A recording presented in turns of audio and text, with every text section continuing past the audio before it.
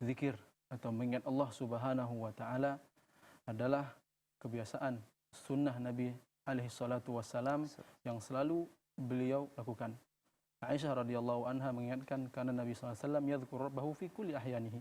Sesungguhnya Nabi alaihi salatu wassalam mengingat Tuhannya, mengingat Allah Subhanahu wa taala di setiap waktu-waktunya. Seperti itu. Dan juga poin penting yang perlu kita ingatkan kaum muslimin semua di mana-mana berada, bahwasanya mengingat Allah Subhanahu wa taala adalah yang paling penting dan menjadi tolak ukur yang benar adalah dengan hati. Artinya bukan sekedar lisan yang berbicara atau berzikir, tetapi lebih dari itu dan lebih yang dimau dari kita, dari Allah Subhanahu wa taala kepada kita adalah mengingat Allah dengan hati kita.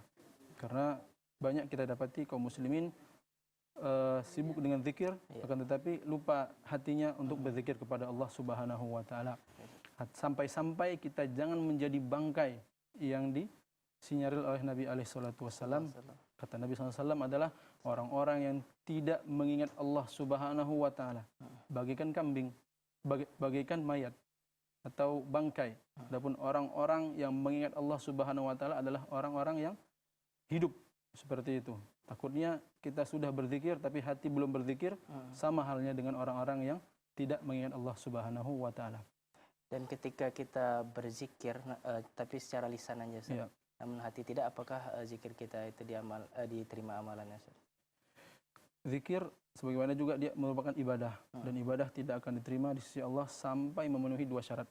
Yang pertama adalah ikhlas karena Allah Subhanahu wa taala. Kemudian yang kedua mutaba'atun Nabi atau mencontoh kepada Nabi Muhammad alaihi salatu wasallam. Mungkin bisa dikatakan dia sudah mengingat Allah Subhanahu wa taala. Akan tetapi kata Allah wala takum minal ghafilin.